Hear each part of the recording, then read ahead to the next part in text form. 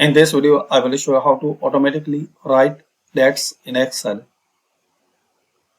So type the number 1 here. Now click anywhere. In Home tab, select it and fill. Select series and select here column.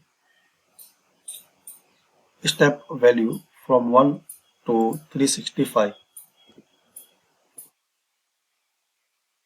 Click on OK.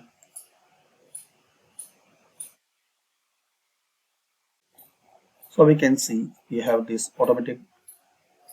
So as we can see, we are written 1 to 365.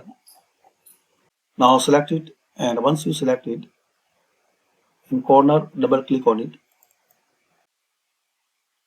Now click on this cell, and in the corner you will see one dot.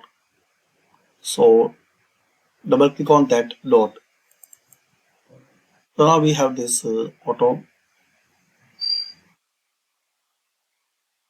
dates, and if you see this hash, so just select it and click anyway.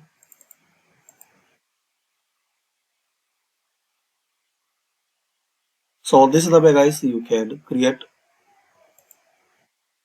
automatically dates in Excel. Thanks for watching.